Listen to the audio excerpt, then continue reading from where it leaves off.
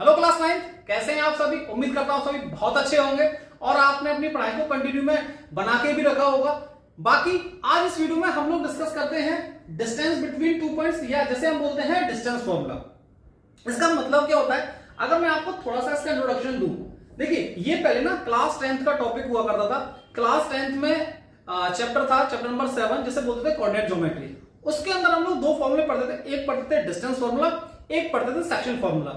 तो class 10th के, क्योंकि अब नया सिलेबस आ गया है क्लास 9th के लिए, तो कुछ टॉपिक उसने क्लास 10 से सीबीएसई बोर्ड ने शामिल किए। एक दो टॉपिक ऐसे हैं जिसमें क्लास 11th को भी टच किया है। बाकी बड़ा ही आसान सा टॉपिक है, ये मत समझ लेना कि क्लास 10th का टॉपिक है तो हो सकता है ये टफ। बड़ा ही आसान सा टॉपिक है, एक फॉर्मूला है जो आपको याद करना है, इसी से आपकी जो सारी एक्सरसाइज है क्लास 9th की वो कंप्लीट हो जाएगी। बाकी हम लोग फॉर्मूले के बारे में डिस्कस करते हैं। जैसे मैंने यहां पे कार्टेशियन प्लेन बनाया, ये मेरे पास हो गई वाई एक्सिस और ये मेरे पास हो गई एक्स एक्सिस। ठीक है क्या? अगर मान के चलिए इसके अंदर मेरे को दो पॉइंट दे रखे हैं। लेट्स से मैंने माना एक पॉइंट ये हो गया और एक पॉइंट हो गया ये। इसको बोला मैंने ए और इसको बोला मैंने बी। मुझे ए से लेके बी तक की डिस्टेंस निकालनी है, ए से लेके बी तक की डिस्टेंस निकालनी है। और यही हमारा टॉपिक है डिस्टेंस बिटवीन 2 पॉइंट्स। तो इनको निकालने के लिए, इसकी डिस्टेंस को निकालने के लिए मैं यूज करता हूं डिस्टेंस फॉर्मूला। अब वो डिस्टेंस फॉर्मूला क्या होता है अभी मैं आपको डिस्कस करता हूं। बाकी मैं इसको समझते हैं। जैसे मान के चलिए मैंने इस लाइन को यहां पे जॉइन किया, इस ए के कुछ ना कुछ कोऑर्डिनेट रहे होंगे, तो मैंने इसको बोला x1, y1, इसको बोला x2, y2। जनरली किसी भी कोऑर्डिनेट को हम लोग कार्टेशियन प्लेन के अंदर डिनोट करते हैं x, y से, लेकिन यहां पे दो अलग अलग पॉइंट है, तो इसलिए कंफ्यूजन ना हो, इसलिए इसके कोऑर्डिनेट्स को हम लोग कैसे रिप्रेजेंट किया, x1, y1, और b के कोऑर्डिनेट को कैसे रिप्रेजेंट किया, x2, y2। अब इन्हीं से जो ये कोऑर्डिनेट दे रखे हैं, इन्हीं कोऑर्डिनेट की हेल्प से मैं बनाऊंगा फॉर्मूला। कौन सा? Distance formula. इसके प्रूफ को करने के लिए हम पाइथागोरस थ्योरम का यूज करते हैं, ऐसा उसकी अभी जरूरत नहीं है, हम लोग सीधा फॉर्मूला समझते हैं। अगर मैं इसके फॉर्मूले की बात करता हूं, डिस्टेंस फॉर्मूला, इसका फॉर्मूला होता है अंडर रूट या स्क्वायर रूट, आप इसे बोल सकते हैं, x2 माइनस x1 का square plus y2 minus y1 का स्क्वायर। क्या क्या कोऑर्डिनेट फिर से बता देता हूं। जो x के कोऑर्डिनेट है उनका डिफरेंस निकाला, और जो y के कोऑर्डिनेट है उनका डिफरेंस निकाला और उनका स्क्वायर कर दिया, और इसको हम लोग फर्दर सॉल्व कर देंगे। हमारे पास जो भी इन पॉइंट के बीच की डिस्टेंस है वो डिस्टेंस निकल के आ जाएगी। फॉर्मूला एक बार फिर से रिपीट कर रहा हूं, x2 माइनस x1 का whole square plus y2 minus y1 का होल स्क्वायर।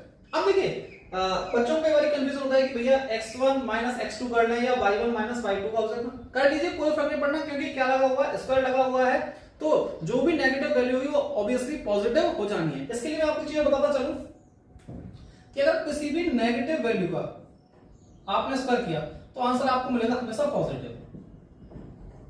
किसी भी नेगेटिव वैल्यू का अगर स्क्वायर किया तो आपको आंसर क्या मिलेगा? पॉजिटिव मिलेगा। ये बात समझ में आ गई क्या? तो ये इसीलिए आप x1 माइनस x2 करो या x2 माइनस x1 करो, उससे कोई फर्क नहीं पड़ना। अब एक एग्जांपल समझते हैं इसको। जैसे मान के चलिए मैंने लिखा a के कोऑर्डिनेट मेरे को दे रखे हैं 3, 2 एंड b के कोऑर्डिनेट मुझे दे रखे हैं 6, 7। a के कोऑर्डिनेट 3, 2, b के कोऑर्डिनेट 6, 7।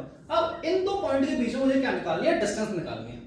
जो आप लोगों ने डिस्टेंस फॉर्मूला सीखा है हम इसी को यूज करेंगे। तो बाय यूजिंग डिस्टेंस फॉर्मूला, जितनी भी बार आप क्वेश्चन सॉल्व करेंगे उतनी बार आप कोशिश करना कि फॉर्मूला लिखो। जितनी बार आप फॉर्मूला लिखेंगे उतनी जल्दी आपको फॉर्मूला याद होता चला जाएगा। अब देखिए मैंने लिखा, अब मुझे डिस्टेंस निकालनी है ए से लेके बी तक की, तो मैंने लिखा ए बी बराबर x2 माइनस x1 का square plus y2 minus y1 का स्क्वायर। ये मेरे पास x1 रहा, कॉमा ये y1 रहा, ये x2 रहा, कॉमा ये y2 रहा। अब देखिए x2 माइनस x1, x2 की वैल्यू कितनी है? 6, x1 की वैल्यू कितनी है? 3, प्लस y2 की वैल्यू कितनी है? 7, y1 की वैल्यू कितनी है? 2। क्या इसको हम लोग सॉल्व कर सकते हैं क्या? अब देखिए 6 माइनस 3 का स्क्वायर हो गया, प्लस 7 में से 2 गया कितना बचा? 5, तो 5 का स्क्वायर ही हो गया। अब इसको हम लोग फर्दर सॉल्व कर सकते हैं। अंडर रूट 3 का स्क्वायर 9, 25 का स्क्वायर, सॉरी 5 का स्क्वायर 25, इनको प्लस कर लेंगे। अगर हम लोगों ने इनको प्लस किया तो 5 इंटू 9 प्लस 5 34, तो ये मेरे पास आ गया 34। अब 34 किसी का स्क्वायर है ही नहीं, 34 तो किसी का स्क्वायर है ही नहीं, तो हम लोग क्या बोलेंगे, जो ए बी की डिस्टेंस मेरे पास निकल के आ गई, ए बी बराबर आ गया स्क्वायर रूट 34 यूनिट। ये आपके पास ए बी की डिस्टेंस निकल के आ गई। कैसे फॉर्मूला यूज करना है आपको समझ में आया? एक बारी मैं रिवाइज करा देता हूं। हम लोगों ने इसमें क्या जाना कि अगर हमें दो पॉइंट के बीच में डिस्टेंस निकालनी है तो हम लोग यूज करते हैं distance formula. Distance formula x2 minus x1 का whole square plus y2 minus y1 का होल स्क्वायर। एक एग्जांपल लेके हम लोगों ने इसको सॉल्व किया।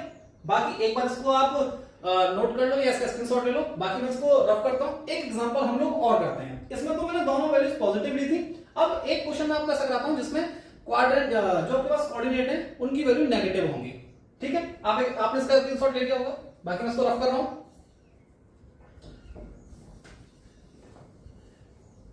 डिस्टेंस फॉर्मूला बहुत ही आसान एक फॉर्मूला है, बस आप इसको जितना ज्यादा प्रैक्टिस करेंगे उतना ही आपको ये अच्छे से तैयार हो जाएगा और आगे आपके जो भी क्वेश्चंस आएंगे इसमें गलती होने की चांसेस फिर ना के बराबर आपके लिए हो जाएगी। और कैलकुलेशन का ध्यान रखना, अक्सर ऐसे क्वेश्चंस में कैलकुलेशन मिस्टेक होने की चांसेस बहुत ज्यादा रहते हैं। बाकी अगला क्वेश्चन, अब देखिए मैं दोनों कोऑर्डिनेट्स की वैल्यू ना नेगेटिव कंसीडर करता हूं। जैसे मान लीजिए मैंने एक पॉइंट माना P जिसकी वैल्यू मैंने मानी -1, -2 और एक कोई पॉइंट माना Q जिसे कोऑर्डिनेट मैंने माने -4, -5।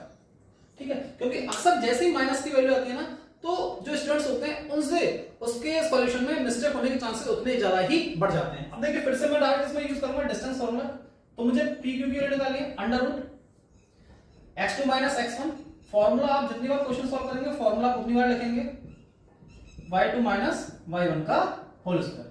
अब देखिए ये आपके पास हो गया x1, ये हो गया y1, ये हो गया x2, ये हो गया y2। स्टार्टिंग में हम लोग इनको लिखेंगे, बाकी लगातार जैसे प्रैक्टिस करते चले जाएंगे तो हम लोगों को आइडिया हो जाएगा ये x1 है, ये y1 है, ये x2 है, ये y2 है। और बाकी जो हम लोगों ने इससे पहले वीडियो बनाई है उसमें मैंने डिस्कस किया हुआ है कि हम लोग जब भी किसी भी पॉइंट के कोऑर्डिनेट लिखते हैं तो पहले x कोऑर्डिनेट लिखते हैं फिर y कोऑर्डिनेट लिखते हैं। यहां तक बात समझे? आगे अब इसमें आपके पास x2 क्या है, x2 की वैल्यू -4, x1 की वैल्यू, अब देखिए यहां पे माइनस लगा हुआ है और x1 की वैल्यू क्या है, माइनस की है, तो इसका होल स्क्वायर प्लस y2 की वैल्यू -5, यहां पे देखिए माइनस का साइन लगा हुआ है और y1 की वैल्यू कितनी है, -2, इसका कंप्लीट स्क्वायर। अब इसको सॉल्व करते हैं। देखिए ये हो गया -4 plus minus, sorry minus minus plus, और ये हो जाएगा +1 प्लस, अब देखिए ये हो गया -5 माइनस माइनस प्लस, और इसको हम लोगों ने सॉल्व किया, ये हो गया कंप्लीट -5 + 2 का होल स्क्वायर। क्या इसको सॉल्व कर सकते हैं क्या? देखिए अगर आपने इसको सॉल्व किया जाएगा -3 का होल स्क्वायर, और आपने फर्दर इसको सॉल्व किया तो ये आएगा हमारे पास -3 का होल स्क्वायर। -3 का स्क्वायर, अभी बताया किसी भी नेगेटिव नंबर का अगर हम लोग स्क्वायर करते हैं तो आंसर हमेशा क्या आता है, पॉजिटिव आता है। तो 3 का स्क्वायर 9 प्लस 3 का स्क्वायर 9, सॉल्व किया 9 + 9 18।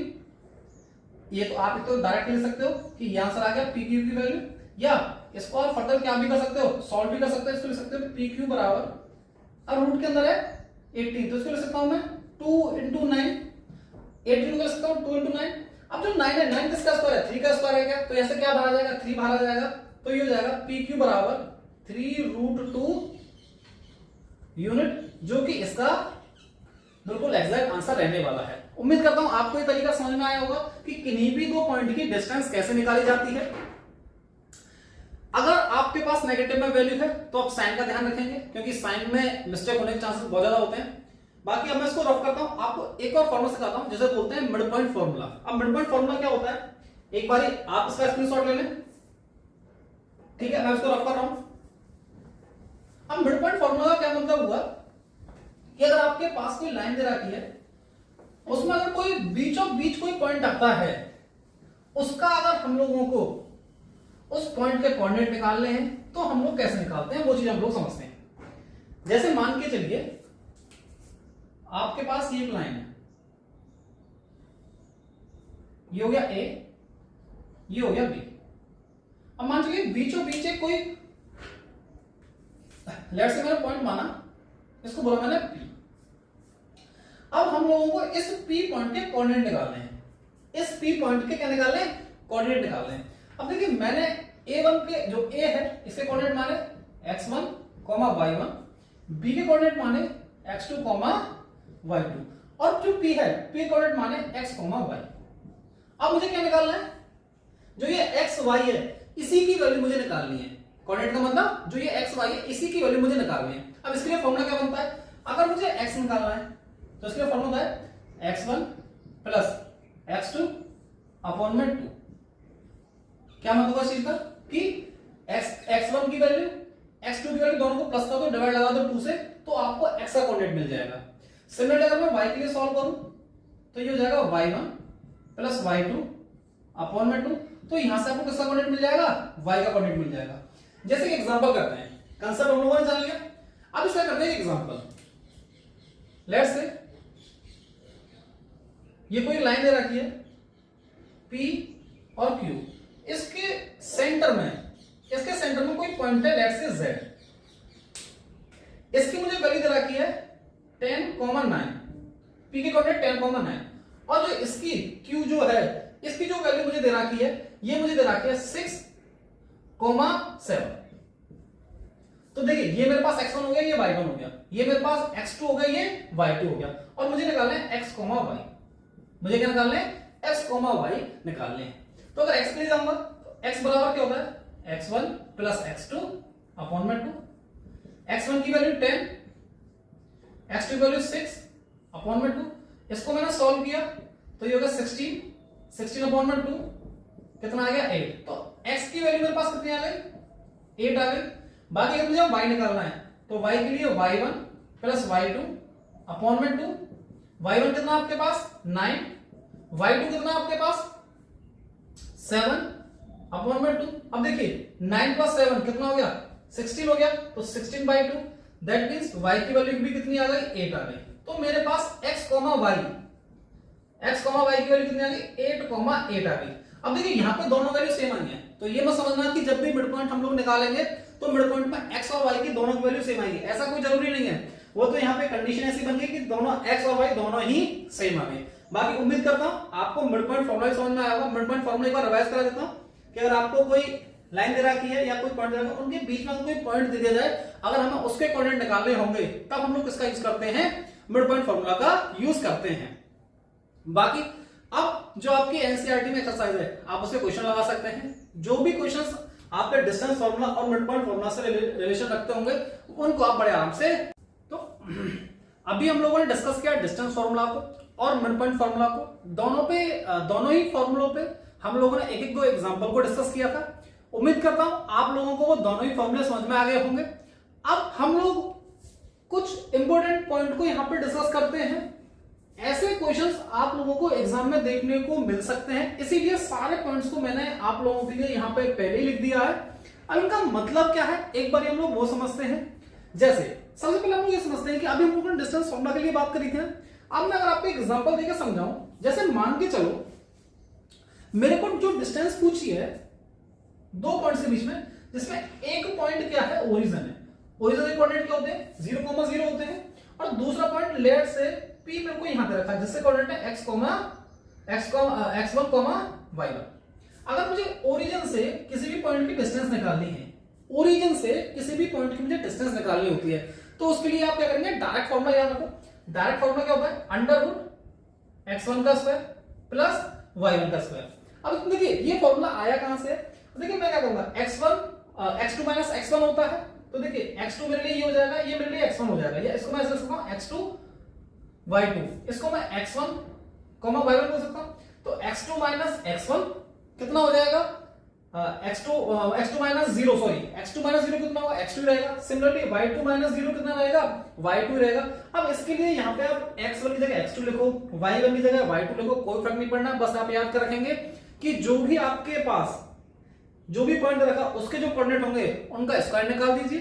दोनों को प्लस कर दीजिए और उनका स्क्वायर रूट लेकर सॉल्व कर दीजिए, आपके पास आंसर निकल कर जाएगा। याद कर रखना है कि अगर आपसे ओरिजिन से किसी भी पॉइंट की डिस्टेंस पूछी है तो डायरेक्ट फॉर्मूला आप क्या याद करेंगे, x1 का स्क्वायर प्लस y1 का स्क्वायर। यहाँ देखिए मैं फिर से रिपीट कर रहा हूं, यहाँ 2 भी उसका उससे कोई फर्क नहीं पड़ने का, ठीक है। तो पहला पॉइंट ये कह रहा है कि अगर हमें डिस्टेंस निकालनी है ओरिजिन से किसी भी पॉइंट की तो उसका फॉर्मूला होगा x1 का स्क्वायर प्लस y1 का स्क्वायर।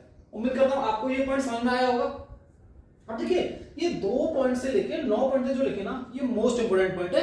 एग्जाम में इनके ऊपर क्वेश्चन आने की बहुत ज्यादा संभावना है, इसलिए इनको बहुत ध्यान से समझना। और जो मैंने आपसे बोला था कि आप अपनी नोटबुक में इन सारे नोट्स को लिखते हुए चलें, तो देखिए अब यहाँ पे क्या लिखा हुआ है, आइसोसेलेस ट्रायंगल। अगर मान के चलिए आपको किसी भी ट्रायंगल दे रखा है, उस ट्रायंगल के आपको तीनों वर्टेक्स की वैल्यू गिवन है। वर्टेक्स का मतलब उसके कोऑर्डिनेट आपको गिवन है। जैसे एक ट्रायंगल है, जैसे मान चलिए आप यहाँ इसको समझिए, जैसे मान चलिए आपको एक ट्रायंगल दे रखा है, ये बोला मैंने ए बी और सी, इनके कुछ ना कुछ कोऑर्डिनेट्स होंगे, ए के कुछ कोऑर्डिनेट होंगे, बी के कुछ कोऑर्डिनेट होंगे, ऐसे सी के कुछ कोऑर्डिनेट होंगे। तो आपसे ये पूछेगा बता दो ये किस टाइप का ट्रायंगल है, ये आइसोसेलेस ट्रायंगल है, राइट एंगल ट्रायंगल है, स्केलर ट्रायंगल है, कौन सा ट्रायंगल है, ये आपसे पूछ सकता है। तो ऐसे क्वेश्चंस को हम लोग कैसे सॉल्व करते हैं, उसके लिए आपको ये इंफॉर्मेशन वहां पे हेल्प करेगी। अब जैसे देखिए सबसे पहले लिखा आइसोसेलेस ट्रायंगल के लिए, तो आप क्या करेंगे, डिस्टेंस निकालेंगे ए से लेके बी तक, डिस्टेंस निकालेंगे ए से लेके सी तक, और डिस्टेंस निकालेंगे बी सी की। डिस्टेंस फॉर्मूला हम लोग सीख क्या है, इसी की मदद से आप निकालेंगे डिस्टेंस।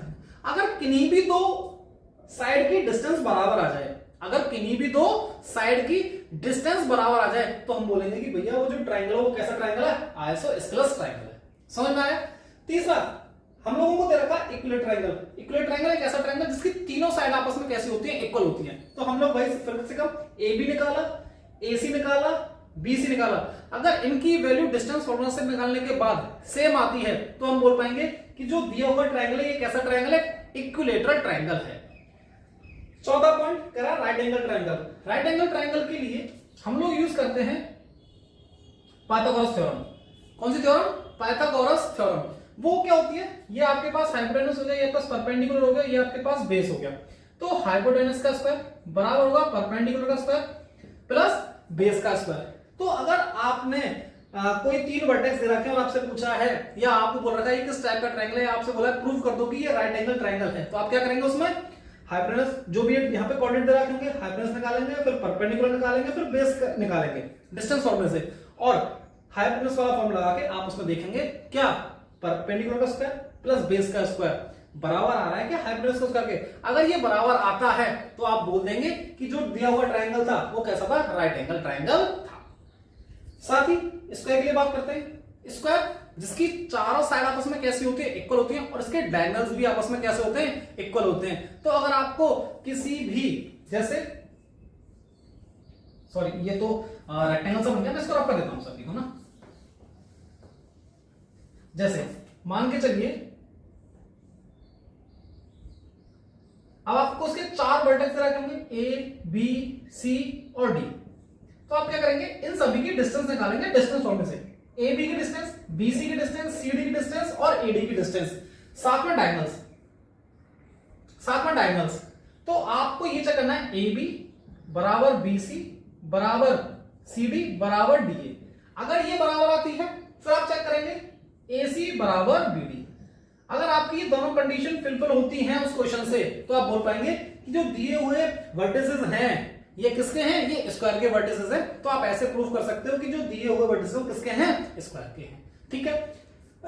रोम्बस के लिए आपको सिर्फ ये वाली कंडीशन देखनी है, नीचे वाली कंडीशन से आपको मतलब नहीं है। सब आप क्या करेंगे, चारों साइड को निकाल के देखेंगे डिस्टेंस फॉर्मूले से, अगर वो बराबर आती है तो आप बोल पाएंगे ये क्या है, रोम्बस है। यहां पे लिखा हुआ रेक्टेंगल, रेक्टेंगल में भी वही काम जो हम लोगों ने स्क्वायर में किया है। रेक्टेंगल कुछ ऐसा बन जाएगा, इसके भी आपको 4 वर्टेक्स दे रखे होंगे। क्या करेंगे आप इसमें, वही डिस्टेंस फॉर्मूला लगाएंगे, ए बी निकाला, फिर बी सी निकाला, फिर सी डी निकाला, फिर डी ए निकाला। इसकी अपोजिट साइड बराबर होनी चाहिए। रेक्टेंगल के लिए याद रखना है अपोजिट साइड बराबर, अपोजिट साइड बराबर होनी चाहिए। ये ए बी, जैसे ये ए बी सी और डी, इसका मतलब ए बी बराबर होनी चाहिए डी सी के और ए डी बराबर होनी चाहिए बी सी के, और साथ में इसके डायगोनल्स, साथ में क्या डायगोनल्स, मतलब ए सी बराबर होना चाहिए बी डी के। तो ये चीज आप निकाल के चेक करेंगे किसके लिए, रेक्टेंगल के लिए, अपोजिट साइड बराबर और इसके डायगोनल बराबर। ठीक बात है। लास्ट पैरेललोग्राम, पैरेललोग्राम में सिर्फ आप अपोजिट साइड को निकाल के देखेंगे और ये चेक करेंगे क्या अपोजिट साइड्स आपस में इक्वल आ रही हैं या नहीं आ रही हैं। इसमें डायगोनल्स निकालने की जरूरत नहीं रहेगी। Last and most important collinear. Collinear के लिए क्या चेक करना है, देखिए कोलिनियर के लिए आपको ध्यान ये रखना है कि अगर कोलिनियर का मतलब होता है कि एक ही लाइन पर तीनों पॉइंट लाई करना है। जैसे मान चलिए लेफ्ट से मैंने एक लाइन बनाई, 1 पॉइंट, 2 पॉइंट और 3 पॉइंट, ए बी और सी, ये 3 पॉइंट हो गए। अगर आपसे बोल दे, आपको 3 पॉइंट दे रखे ए बी सी, उनके कुछ कोऑर्डिनेट्स दे रखे हैं और आपसे पूछ दे prove that given points are collinear, तो आप क्या करेंगे उसके लिए देखिए आप डिस्टेंस निकालेंगे ए से लेके बी तक, फिर डिस्टेंस निकालेंगे बी से लेके सी तक और फिर डिस्टेंस निकालेंगे ए से लेके सी तक। फिर आप ए बी की डिस्टेंस को प्लस कर देंगे, A B plus B C कर देंगे। अगर इन दोनों का sum A B plus B C, A B plus B C, अगर इन दोनों का सम बराबर आता है ए सी के, बराबर आता है ए सी के, तो आप बोल पाएंगे जो आपको दिए हुए पॉइंट थे वो कैसे थे, कोलिनियर थे। समझ में आया? एक बारी जो यहाँ पे पॉइंट लिखे हुए हैं आप बेशक आप इसका स्क्रीनशॉट ले लीजिए, आपको नोट्स लिखने हैं नोट्स लिख लीजिए, पर ये सारे पॉइंट्स 9 के 9 पॉइंट्स आपके नोटबुक में होने चाहिए। मैं फिर कह रहा हूं पेपर के हिसाब से मोस्ट इंपोर्टेंट ये पॉइंट्स लिखे हुए हैं जिनके बेसिस पे आपसे क्वेश्चन पूछे जा सकते हैं। उम्मीद करता हूं आप सभी को ये सारे पॉइंट समझ में आए होंगे। Distance formula, mid point formula और ये सारे पॉइंट आज आप इन सभी पॉइंट्स के ऊपर कुछ क्वेश्चंस लगा सकते हैं अपनी मर्जी से। कोई भी आप एनसीईआरटी में कुछ क्वेश्चन दे रखे हैं या अपनी मर्जी से कोई भी वर्टिसेस मान के आप इन सारे पॉइंट्स के ऊपर कुछ ना कुछ क्वेश्चंस ट्राई जरूर कर सकते हैं। वीडियो अच्छी लगी हो वीडियो को लाइक कर सकते हैं, अपने दोस्तों के साथ इसको ज्यादा शेयर कर दीजिए क्योंकि नया टॉपिक है क्लास 9th के लिए, नया सिलेबस है सारा कुछ, तो ज्यादा से ज्यादा वीडियो को शेयर करके ज्यादातर लोगों तक इसको पहुंचाइए। बाकी चैनल को सब्सक्राइब कर लीजिएगा क्योंकि आगे की जो भी वीडियोस होंगी अभी इन सभी के ऊपर मैं आपको क्वेश्चंस भी कराऊंगा।